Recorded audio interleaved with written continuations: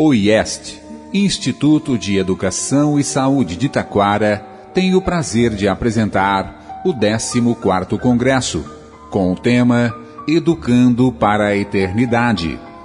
Neste congresso, teremos 4 seminários.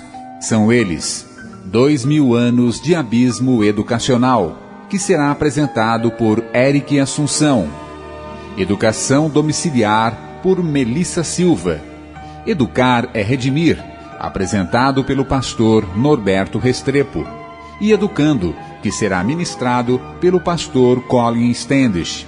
Além dos cultos matutinos, apresentados pelos alunos e obreiros do IEST, cultos vespertinos ou sermões gerais e ainda uma mesa redonda. Seja muito bem-vindo.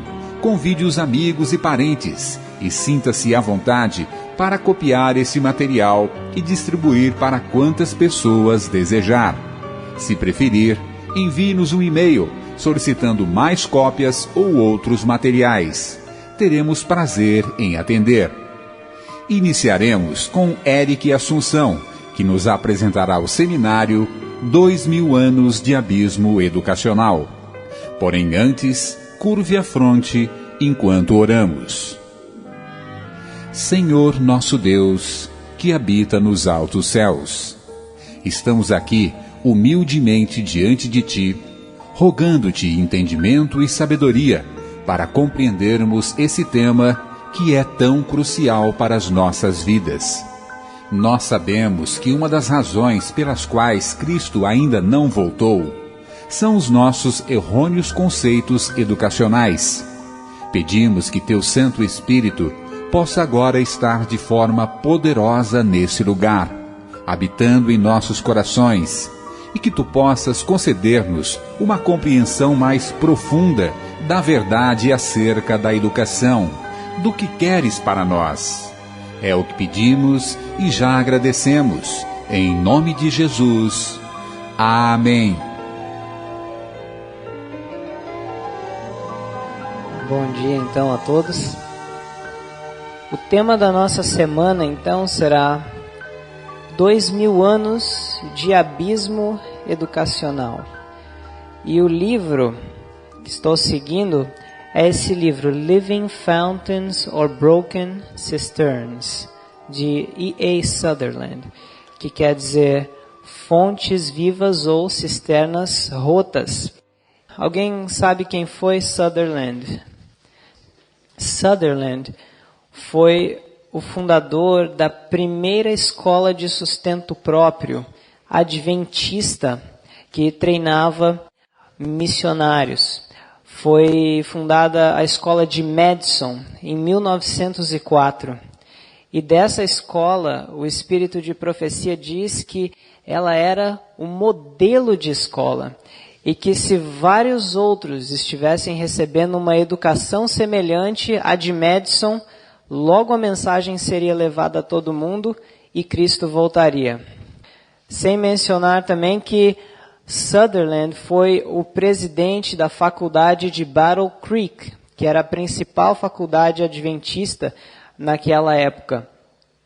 E esse livro é uma obra que conta toda a história da educação, desde o Éden até os últimos tempos. Mas nós estaremos cobrindo nessa semana 2000 anos, do tempo de Cristo até os nossos dias. 2000 anos de abismo educacional. Por que abismo educacional? Porque Cristo veio estabelecer um sistema verdadeiro. O sistema que levaria seu povo avante até o fim. Mas no meio do caminho, o povo deixou de seguir o sistema educacional de Cristo. Então nós temos um abismo, desde um pouco depois de Cristo até os nossos dias. E Deus tem estado a construir uma ponte sobre esse abismo. E quando essa ponte for construída, é que o povo de Deus vai refletir o seu caráter. Lembram que a obra de educação e a obra de redenção são uma obra. E o nosso verso-chave dessa série será Romanos 12:2, que diz: E não sedes conformados com este mundo, mas sede transformados pela renovação do vosso entendimento, para que experimenteis, também pode ser traduzida por proveis, qual seja a boa, agradável e perfeita vontade de Deus. Vamos refletir nessa passagem. Não devemos nos conformar com esse mundo, com os métodos educacionais desse mundo, mas nós temos que ser transformados. A palavra transformados significa mais do que modificados, mais do que uma leve alteração. É uma transformação completa da mente que é necessário para experimentar ou provar essa vontade de Deus. Agora, o que é que significa experimentar a vontade de Deus? Será que é simplesmente eu na minha vida ter uma experiência com Deus? Será que é isso que essa passagem está dizendo? Nesse manuscrito 1A de 1890, a serva do Senhor diz: aonde entra este provar, para que proveis a vontade de Deus? Pois somos feitos espetáculo ao mundo, aos anjos e aos homens. Ela cita 1 Coríntios 4:9. Ou seja, quando o povo de Deus deixar os métodos educacionais deste mundo e for transformado com os conceitos de educação que Deus legou através da sua palavra, aqueles que Cristo estabeleceu no princípio, então o povo vai provar ao mundo, todos ao nosso redor, aos anjos, todo o universo e aos homens, qual é essa vontade de Deus. Então a última geração será formada. Nós pregamos tanto isso, esperamos tanto isso, mas eu acredito que muitos de vocês, como eu, já devem ter se perguntado também: por que Cristo ainda não voltou? Por que nós ainda não chegamos lá? Vocês já se perguntaram isso? Por quê? O que falta? A Bíblia nos diz que nós temos que ter o nosso entendimento transformado. É renovação do vosso entendimento. Renovação. Nós temos que ter um outro entendimento acerca da educação para que nós venhamos a cumprir o propósito de Deus. Hoje nós vamos falar então sobre os tempos de Jesus. Começar a falar sobre os princípios educacionais que ele estabeleceu. E o mundo, antes da vinda do Messias, como diz lá no Desejado de Todas as Nações, página 36, o engano do pecado atingir a sua culminância. Engano, era o máximo do engano. Página 35 diz: por meio do paganismo, Satanás desviara por séculos os homens de Deus, mas conseguira seu grande triunfo ao perverter a fé de quem? Israel.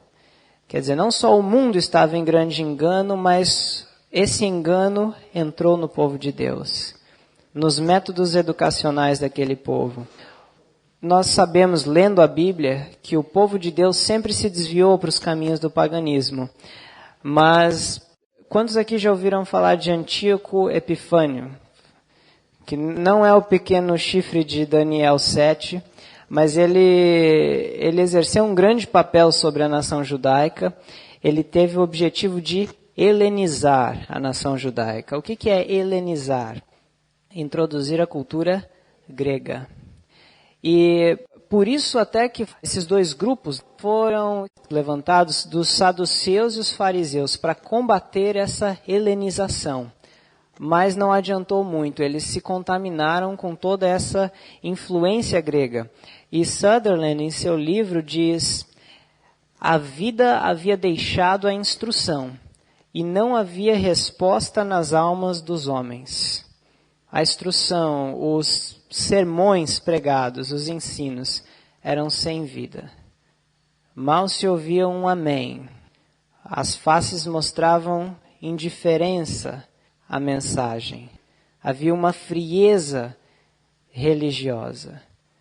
Tinha virado um costume. Vocês já viram isso?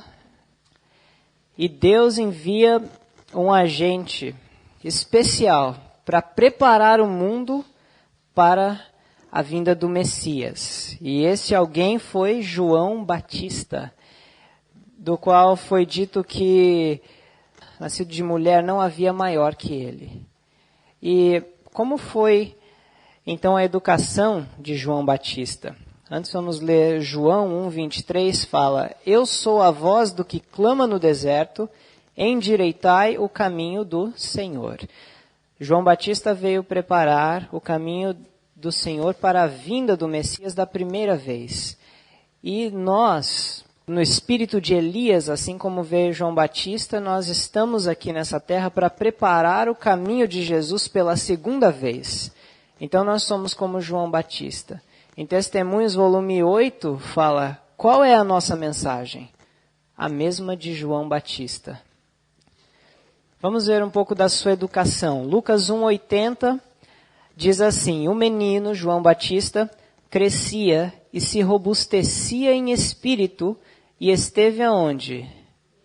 Nos desertos, até ao dia em que havia de mostrar-se a Israel. Ou seja, João Batista foi educado no deserto. E é interessante como é que pode um homem que seria um líder religioso, não na obra denominacional, mas ele seria na prática um líder religioso no sentido de preparar o caminho para o próprio Jesus, ter estudado no deserto, quer dizer, não ter frequentado nenhuma escola formal. Como é que pode?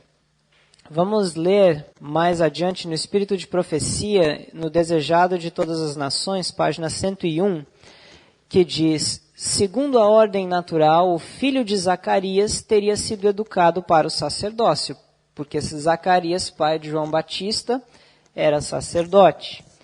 A educação das escolas dos rabis, no entanto, tê-lo-ia feito o quê? Incapacitado para a sua obra. Quer dizer, se João Batista tivesse ido para o seminário teológico, ele estaria incapacitado de preparar o caminho para a vinda de Jesus. Deus não o mandou aos mestres de teologia para aprender a interpretar as Escrituras, chamou-o ao deserto a fim de aprender acerca da natureza e do Deus da natureza. Na página 102 diz que João encontrou no deserto sua escola e santuário. Agora, se Deus fez isso com João Batista que preparou o caminho para o Messias, será que Deus também não gostaria de fazer o mesmo com aqueles que pregam o mesmo tipo de mensagem, preparando o caminho do Senhor para segunda vinda de Jesus?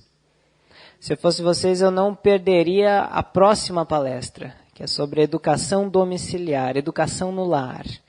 Nós sabemos que João Batista não foi para a escola, mas nós não podemos simplesmente tirar os filhos da escola, porque não é só a escola, é todo um ambiente. 24 horas existe educação na vida de uma pessoa. O que adianta tirar o filho de uma escola e estar morando na cidade grande? Ele continua sendo educado pela fumaça, pelo barulho dos carros, aquela poluição sonora, sendo educado pela televisão. Então não adianta tirar filhos da escola em certas circunstâncias, só atrofiaria o cérebro, porque não estaria recebendo, exercitando a sua mente no intelecto. Enfim, João Batista fez essa obra especial e a sua educação foi completamente diferente do costume da época. E a educação de Jesus? Vamos agora para a educação de Jesus. Os dois foram contemporâneos. Também no Desejado de Todas as Nações diz: o menino Jesus não se instruía nas escolas das sinagogas. Sua mãe foi seu primeiro mestre humano. Dos lábios dela e dos rolos dos profetas aprendeu as coisas celestiais. As próprias palavras por ele ditas a Moisés para Israel eram-lhe agora ensinadas aos joelhos de sua mãe. Mãe, primeira professora. Também não fez teologia. Ao avançar da infância para a juventude, não procurou as escolas dos rabis, não necessitava da educação obtida de tais fontes, pois Deus lhe servia de instrutor. Página 60 do Desejado. João Batista, aquele que preparou o caminho, e o próprio Jesus, que é o nosso modelo em todas as coisas, não procuraram as escolas teológicas. Por quê?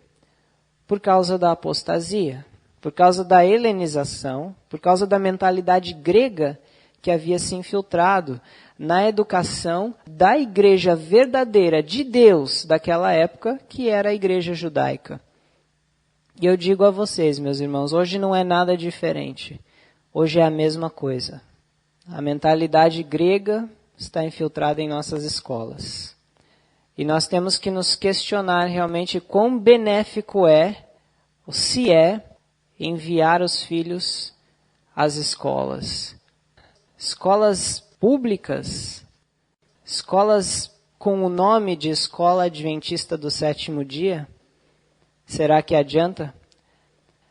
Eu não vou responder nada por vocês, mas nessa semana eu espero que todos fiquem em muita oração para saber qual é o plano de Deus para a sua vida. Então, a educação de Jesus. 3 coisas fundamentais que deve constituir a educação de todas as pessoas. Palavra de Deus. Na palavra de Deus, a propósito, você encontra matemática, você encontra geografia, você encontra história, você encontra ciência, você encontra tudo. Até poesia, música, tudo na Bíblia você tem. Palavra de Deus. Segundo lugar, a natureza. E em Ciência do Bom Viver, no capítulo 3, fala que esse era o segredo da vida de poder de Jesus. Comunhão com Deus e comunhão com a natureza. Deus fala a nós através da sua palavra escrita e através daquilo que ele falou e foi feito, daquilo que está ali. E por isso que Deus deseja que os seus filhos vivam no campo, onde eles tenham contato com as obras que ele criou. Trabalho manual. Qual era a profissão de Jesus até seus 27 anos? Até seus 30 anos? Carpinteiro, não é? Então, Jesus foi carpinteiro. Ali ele estava se familiarizando com o próprio material no qual ele mesmo seria cravado um dia. E aquilo também o ensinou humildade, perseverança, diligência. Todo judeu tinha, por cultura, também ensinar seus filhos algum trabalho manual. Porque a educação de Deus é o desenvolvimento harmônico de todas as faculdades, física, mental e espiritual. Isso é verdadeira educação. E quais foram os frutos dessa educação? Embora Jesus nunca tenha frequentado uma escola de teologia, o que é que os próprios judeus falaram de Jesus? Os judeus que estavam acostumados a ouvir todos aqueles teólogos pregando. Lá em João 7,15 diz, e os judeus maravilharam-se. Por que eles se maravilharam? Dizendo, como sabe este letras, não as tendo aprendido? Traduzindo ou interpretando, é assim, como é que Jesus explica a palavra de Deus tão bem? De forma tão simples e profunda. E ele nunca fez uma faculdade de teologia. Eles se maravilhavam, porque o ensino de Jesus era diferente do dos fariseus. Página 453, do Desejado de Todas as Nações, nos diz, ninguém era considerado apto para ser mestre religioso, a menos que houvesse estudado nas escolas dos rabinos, e tanto Jesus como João Batista foram representados como ignorantes, porque não receberam esse preparo. Os que os ouviam se espantavam do conhecimento que tinham das Escrituras, não as tendo aprendido. E nós vemos lá em João 3,2, o próprio Nicodemos, que era um teólogo, um professor da época, muito bom, de muito prestígio, diz assim dele, este, Nicodemos, foi ter de noite com Jesus e disse-lhe, olha só como Nicodemos se dirige a Jesus, Rabi, que quer dizer meu mestre, bem sabemos que és mestre, ou professor vindo de Deus. Aqui nós temos um homem que nós poderíamos dizer que hoje equivaleria a um PhD. Alguém com mestrado, doutorado, todos os títulos que você pode imaginar. Um grande teólogo e chama Jesus de mestre. Ele era, apesar disso tudo, Nicodemos era um fariseu humilde. Ele era sincero e ele foi ali à noite. Ele não queria ser visto, mas ele foi ali porque ele via que Jesus entendia os princípios da verdadeira educação. E ele foi ali intrigado. Eu sei que tu és mestre, é um professor vindo de Deus. Vamos ver então, nesse encontro, os princípios da educação de Jesus. Quando se encontraram os dois professores, olha só que encontro histórico nós temos aqui. Dois professores, Cristo e Nicodemos, representantes dos dois sistemas de educação, o divino e o mundano. Embora Nicodemos fosse judeu, o sistema que ele estava representando ali era o sistema grego. E Jesus estava representando o divino. Então nós temos ali muito mais do que um diálogo. Nós temos ali, face a face, o sistema de educação divino e o sistema de educação do mundo, grego.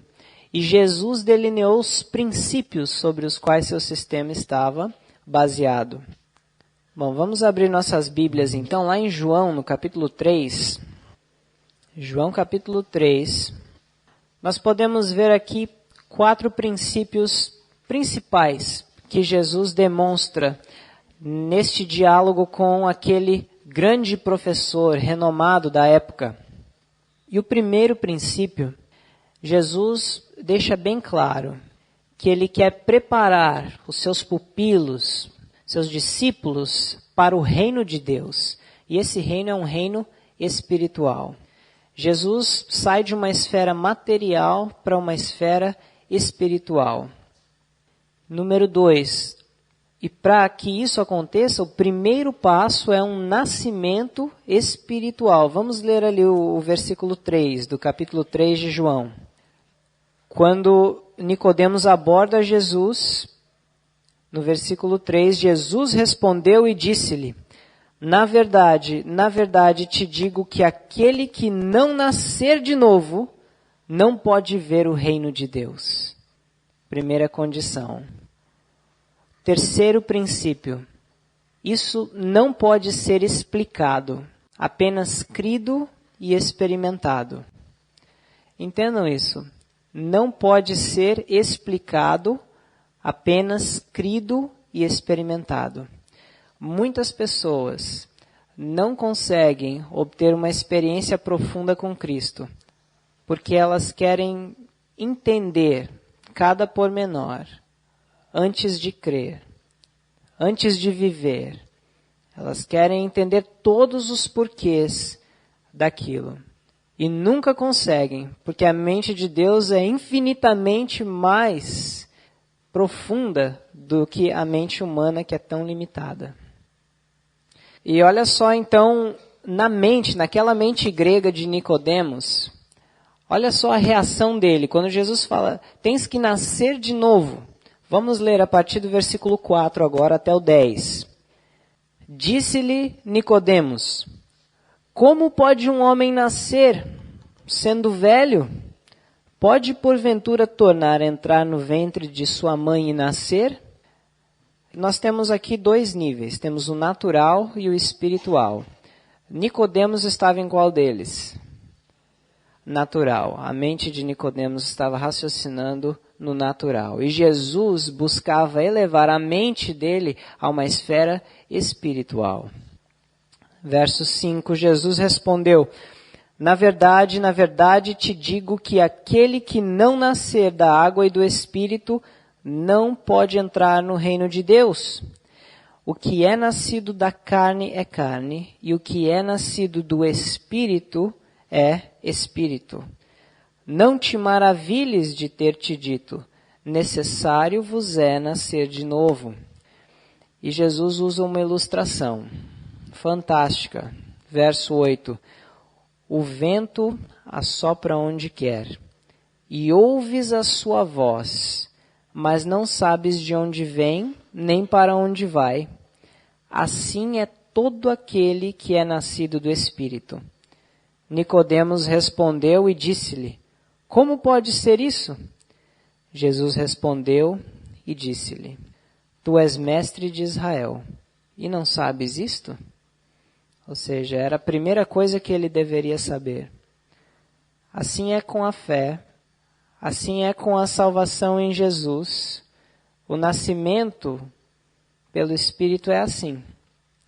Não dá para explicar muita coisa. É como o vento. Sopra onde quer, nós ouvimos, nós sentimos, mas não se sabe para onde vai nem de onde vem. Mas é uma realidade, está ali.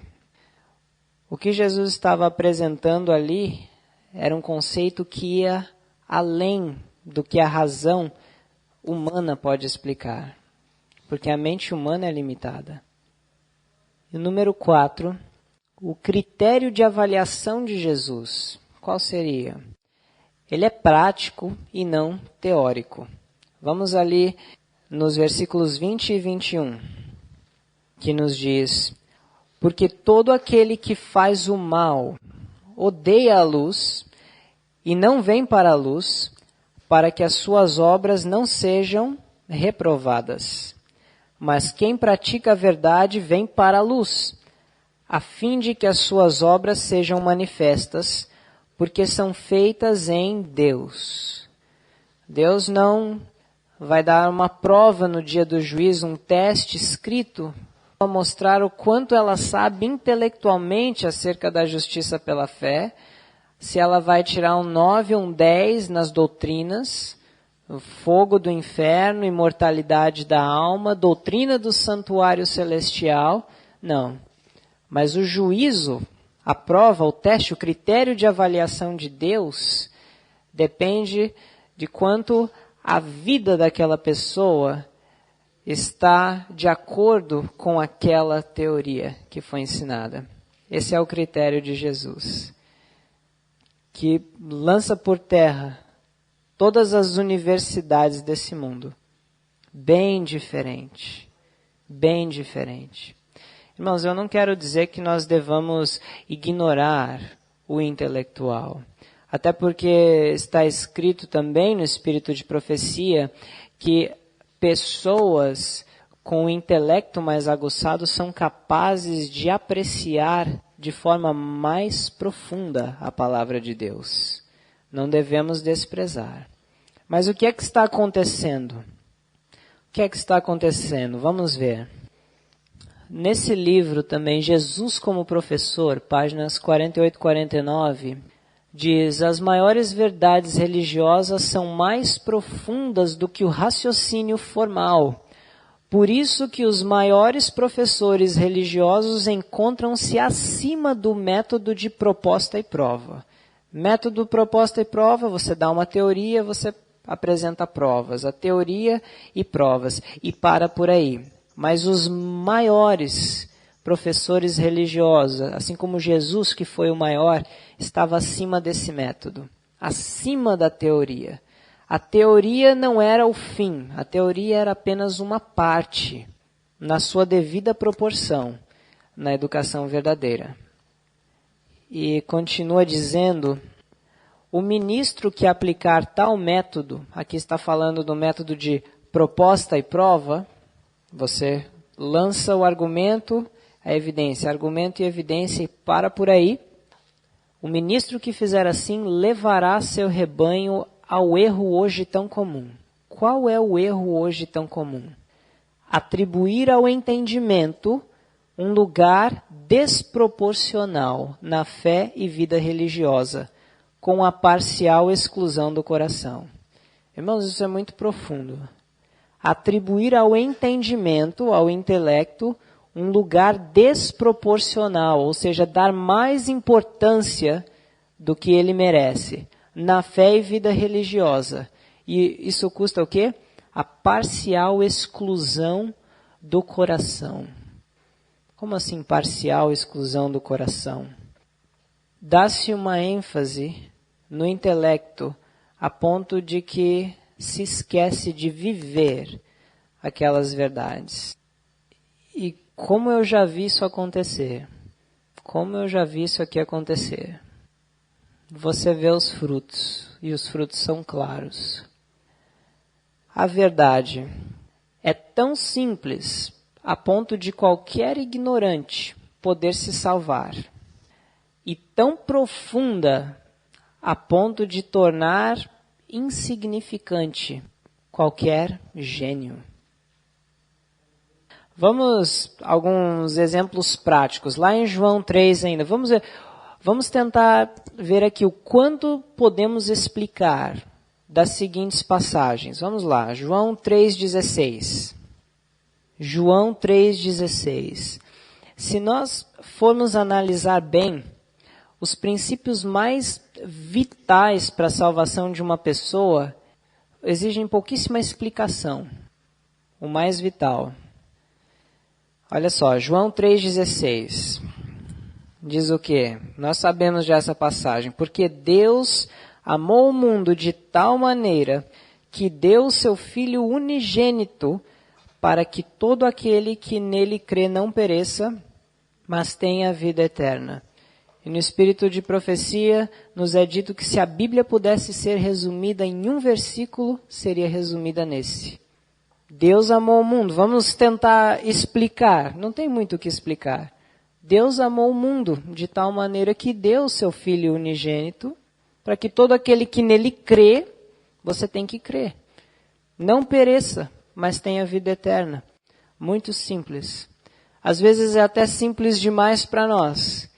E por isso que muitos de nós não conseguimos ter uma experiência real com Cristo. Porque o Evangelho às vezes é simples demais. Vamos lá para Romanos agora. Romanos capítulo 3.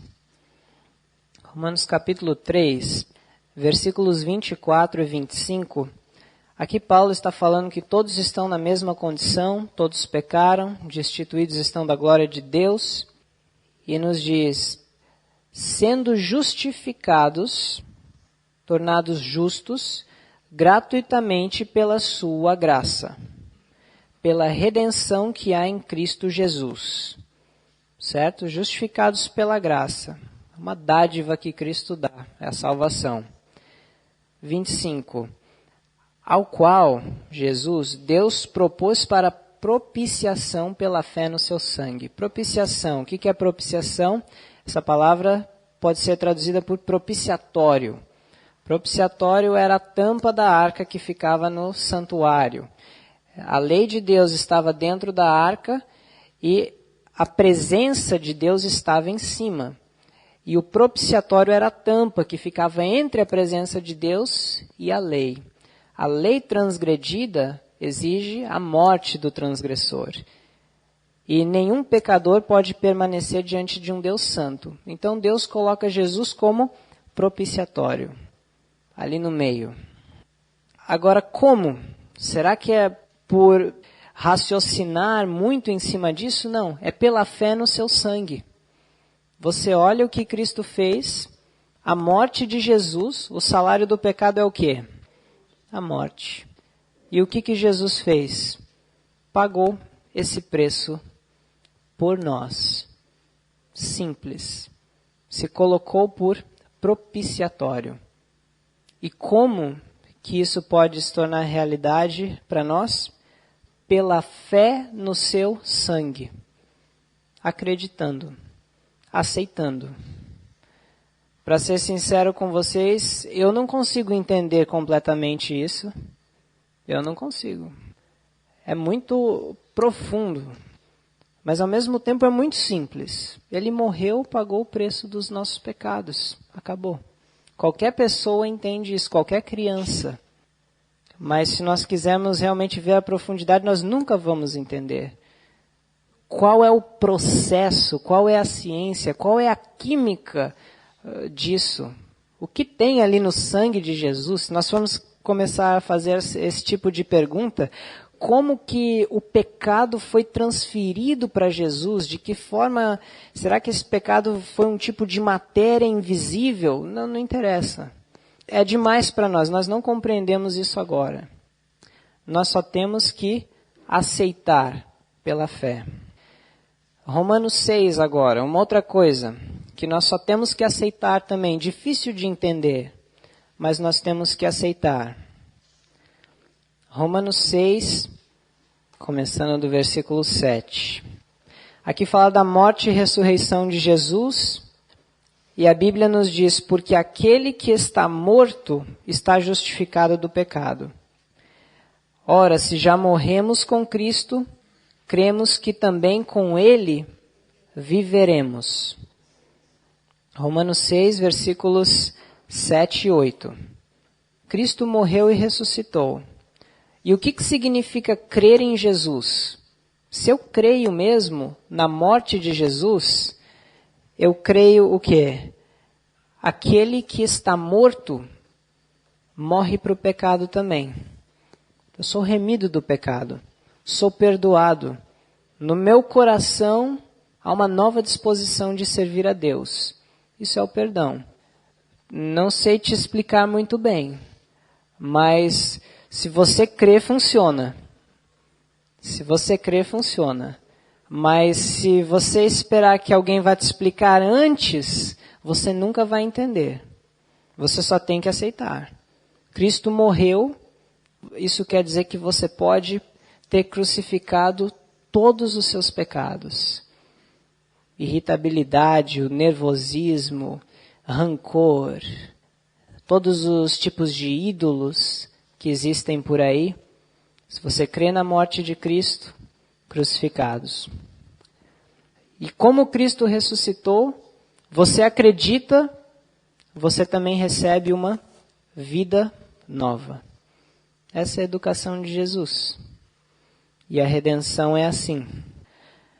Então, tendo tudo isso em mente, nós vemos que na educação grega, conhecer, o verdadeiro conhecimento é o que? É entender, é explicar.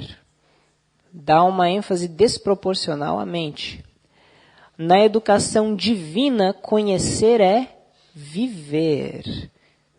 Conhecer a Deus e a Jesus Cristo a quem enviaste. Essa é a vida eterna. Muitos querem entender para viver, mas precisam viver para entender. Vocês pegaram isso? Muitos querem entender para viver, mas você precisa viver para entender. E nós vamos concluir com Isaías 55, versículos 8 e 9. Muitos querem entender para então viver, mas precisam viver para entender. Essa é a razão pela qual o povo de Deus ainda não alcançou a vitória sobre o pecado. Método grego de salvação não funciona. Precisa ser o método divino de Cristo. Isaías 55, versos 8 e 9. E eu digo isso porque, irmãos, eu também sou grego, tá bom? Eu sou grego, eu admito. E várias vezes eu me pego lendo Romanos e vendo como é isso, Senhor, como é isso? E esses dias eu estava na mesma coisa, no mesmo dilema. E Deus me falou, Eric, só aceita e crê. Vai se tornar realidade na sua vida. Aí você vai entender. Você só entende vivendo. Mas antes você precisa crer, simplesmente crer. É a experiência, não a teoria. Isaías 55, versos 8 e 9. Porque os meus pensamentos não são os vossos pensamentos, nem os vossos caminhos os meus caminhos, diz o Senhor.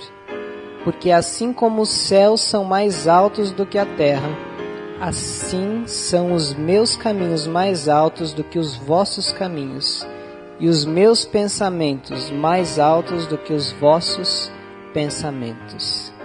Que Deus nos abençoe e nos ajude a entender essa realidade. Amado e querido Pai que estás nos céus, Sabemos que a forma que todos ou quase todos nós fomos educados foi um método que nos dificulta em muito entendermos as simples verdades da salvação em Cristo. Por isso que nosso grande mestre, o maior de todos que já houve nessa terra, escolheu os homens mais simples para ser seus discípulos, porque eram aqueles que menos tinham para desaprender deste mundo. Mas sabemos que tua mensagem pode restaurar e transformar qualquer pessoa, a quem aprendeu muito ou pouco erro. E por isso gostaríamos de rogar a ti humildade e submissão, que possamos reconhecer que na tua palavra está toda a verdade, que nosso entendimento e nossa mente não é nada perto da tua mente infinita. Que possamos então submeter inteiramente nossa mente à mente de Cristo.